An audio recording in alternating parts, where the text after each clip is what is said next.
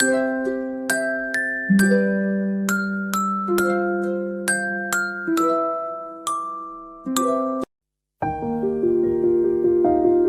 Kitten Who Never Gave Up. In a small backyard field, a tiny kitten named Mimi sat quietly on the grass.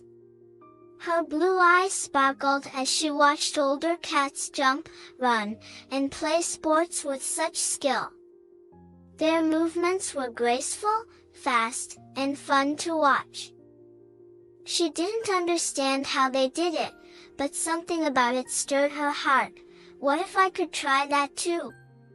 She thought to herself, though she was much smaller than the others and had never played sports before. A little spark lit up inside her.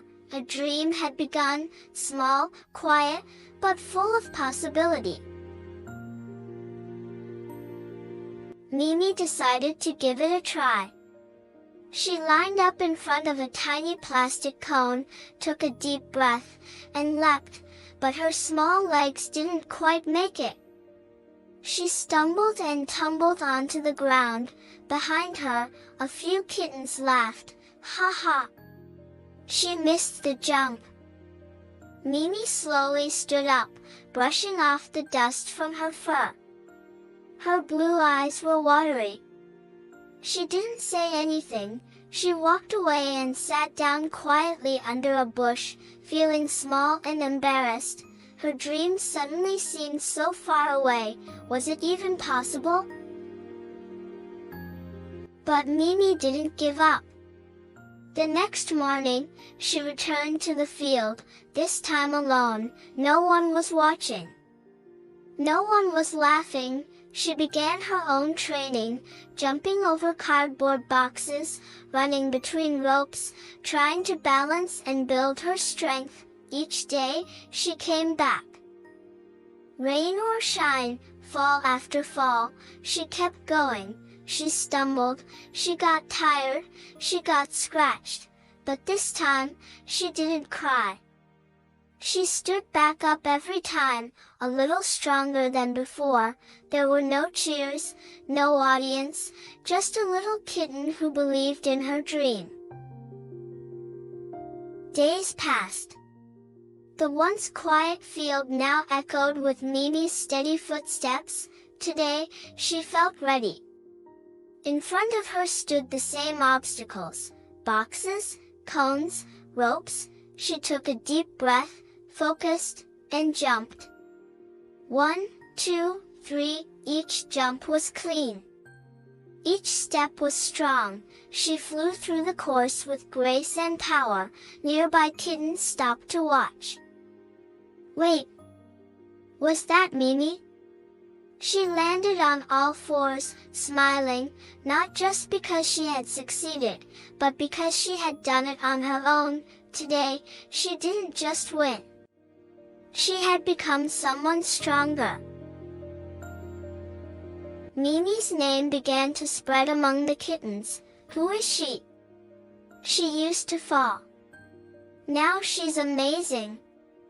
Soon, other kittens came to train with her. Mimi didn't keep her journey to herself. She shared her tips, showed them how to jump, how to believe. The field was now filled with laughter and cheers, but this time, they were filled with support. Mimi was no longer just a tiny athlete, she had become an inspiration. Who would have thought that the little kitten who once tripped and cried would now help others rise and chase their dreams too?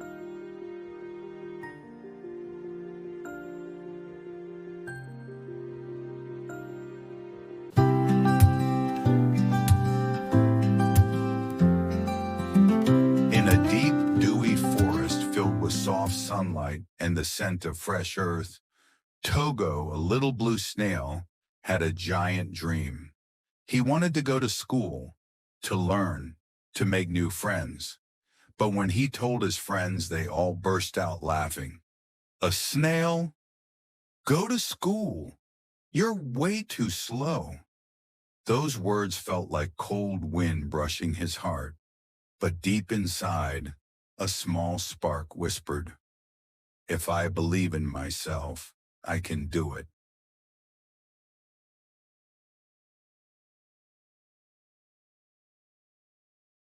The next morning, Togo woke up early. He had a plan. He began training, marking leaf paths on the ground and trying to crawl faster. Each morning he looked into a dewdrop mirror and said, "I can do it. I can do it." He packed tiny pencils and a notebook into his shell, which he used as a backpack.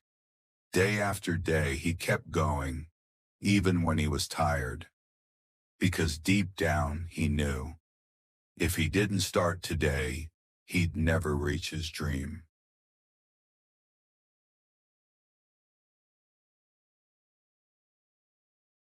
Rain poured suddenly, flooding the trail with muddy streams. Togo slipped, tumbling into the wet earth, his shell caked in dirt. From behind the bushes came whispers. "He'll never make it. Just turn back already." But Togo didn't look back. He held his bag tight and crawled on. "Slow but steady, slow but steady," he whispered. His body was tired, but his heart stayed strong.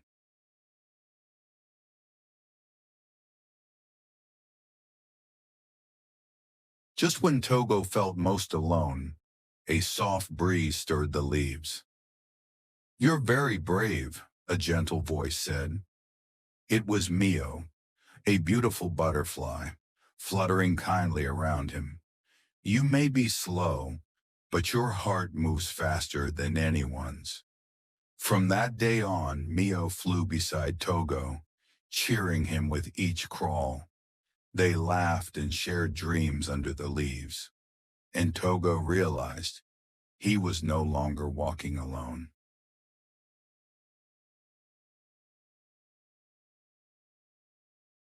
Finally, Togo reached the hill where the forest school stood. The other animals turned, stunned, then began to clap. A kind-faced turtle teacher walked over. "You did it, Togo. You came with a heart that never gave up." Togo smiled widely, tears of joy in his eyes. He hadn't just made it to school. He had learned the biggest lesson. Be brave. Believe in yourself. You'll go farther than you ever imagined.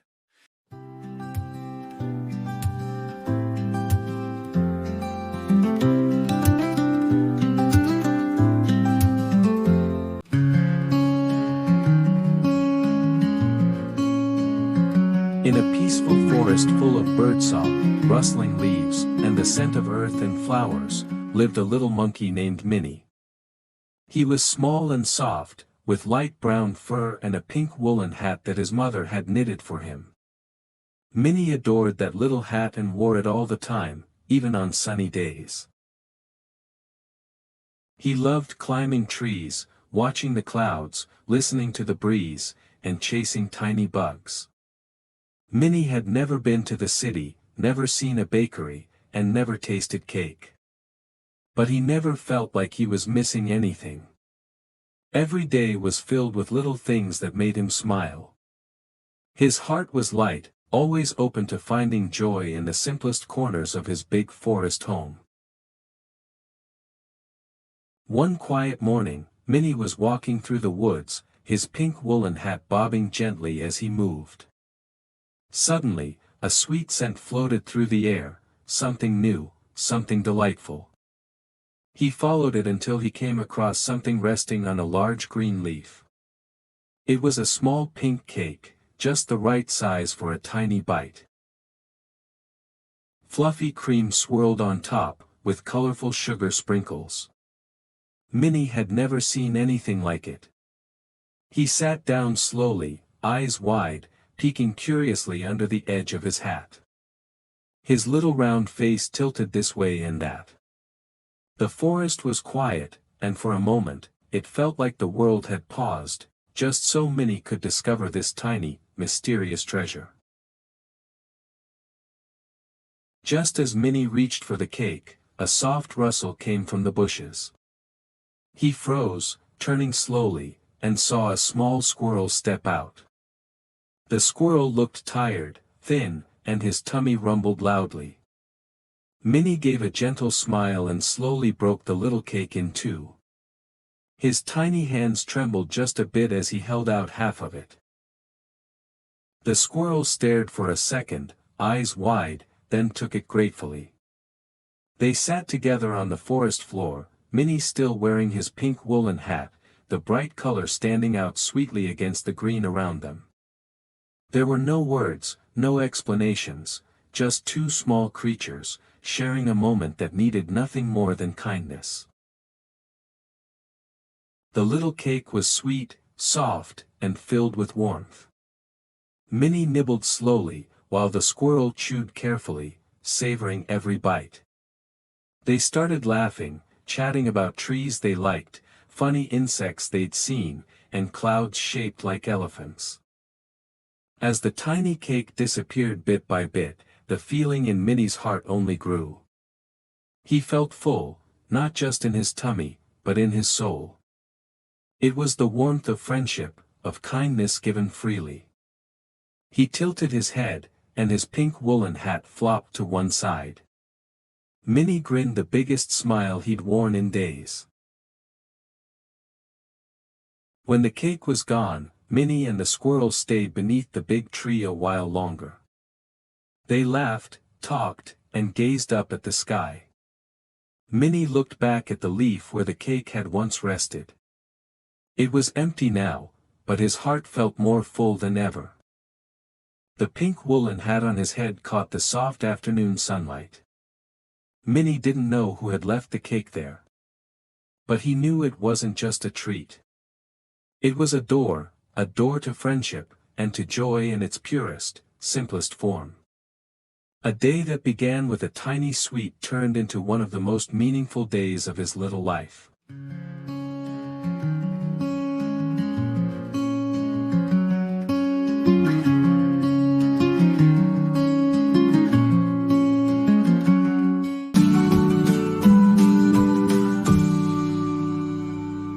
Beneath the sparkling ocean waves lived a little seahorse named Safe. He had a bright orange body and a ton of energy. Safe liked to speak up and always had something to say. But the problem was he often spoke rudely. Sometimes he used sarcastic words or made fun of his friends without realizing it. He thought he was being funny, but in truth, many of the sea creatures like the pufferfish, the crab, and even the sea turtle began to feel uncomfortable around him. Though Safe didn't mean any real harm, his tone and choice of words often turned fun moments into awkward ones. As days went by, Safe started to notice something strange. His sea friends seemed to drift away. The clownfish who once played tag with him now pretended to be busy. The crab who loved hide-and-seek walked away the moment Safe came near. Safe began to feel lonely, wondering why no one wanted to spend time with him anymore. But he still didn't connect his behavior to the problem. Even when some fish tried to gently tell him that was a little too harsh, he would reply defensively and ignore their words. Slowly, the ocean, once filled with laughter and joy, began to feel cold and quiet, for Safe alone. One day, while Safe was swimming alone, the ocean felt even quieter than usual. None of his friends were nearby. Then suddenly, a dark shadow crept toward him from behind. It was a shark. Its sharp eyes locked onto Safe. Terrified, Safe darted away, yelling at the top of his lungs, "Help! Someone! Please help me!" But no voices answered. No one came. The sea, once full of life, was silent. For the first time, Safe felt truly scared and truly alone. It was in that moment that he began to realize how much he needed his friends, and how distant he had pushed them away. Just when all hope seemed lost, a sea turtle appeared. It was Tavi, the kind turtle. Even though Safe had once been rude to him, Tavi swam in and bravely blocked the shark's path, sending it away. Safe gasped for breath, stunned and grateful. "Thank you," he whispered. Tavi smiled gently and replied, "A true friend isn't just someone you know. They're someone you speak kindly to." Those words struck Safe deeply. For the first time, he truly understood what friendship meant, and what he had been missing all along. From that day on, Safe truly changed. He spoke more gently, listened carefully, and never used sarcasm or hurtful words again. One by one, he apologized to his friends, telling them he finally understood how words could hurt others' hearts. Slowly, his friends came back. They played together again, and the ocean was once more filled with laughter. Safe was no longer the rude seahorse. He had become someone everyone cared about because he had learned that kind words have the power to change hearts.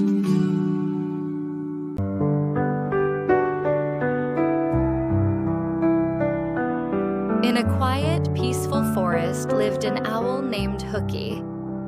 He made his home atop a tall tree, watching the world quietly each night. One day, while flying to the stream for a drink, something shiny caught his eye, a pair of old glasses lying near the water. They looked ordinary, but a faint, magical glow surrounded them.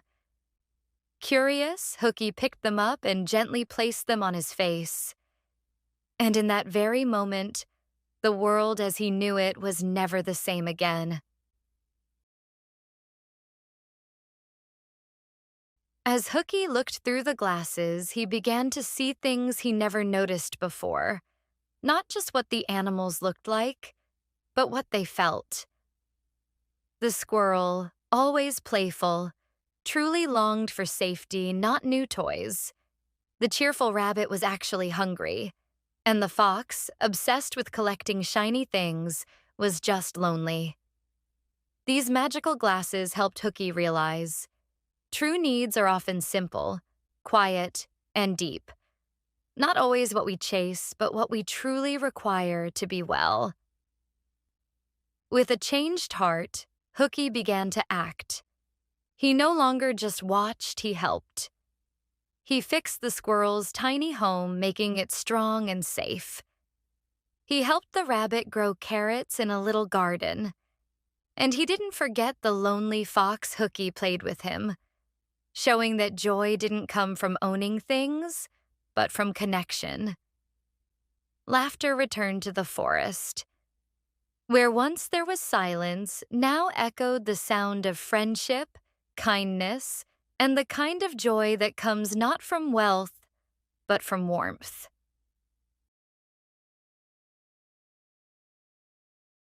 One night, while watching the stars as he always did, Hooky reached for his magical glasses only to find they were gone.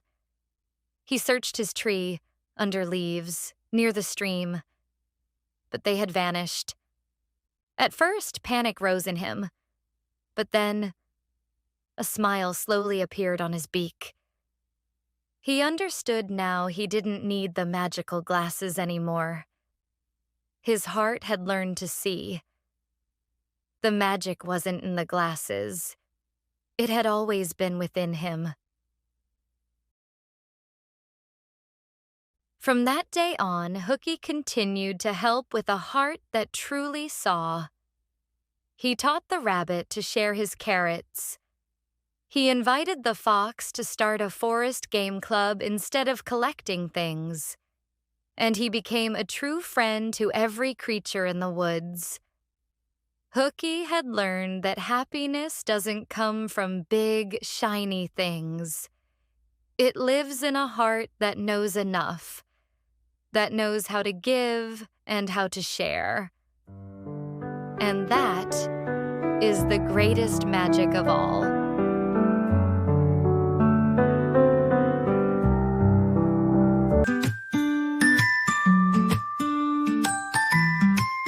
In a vast meadow full of colorful flowers, Bee Little, wearing a tiny straw hat, buzzed cheerfully from bloom to bloom, just like any other day. Suddenly, she noticed a tiny sprout looking sad and wilted, its leaves drooping and eyes full of sorrow.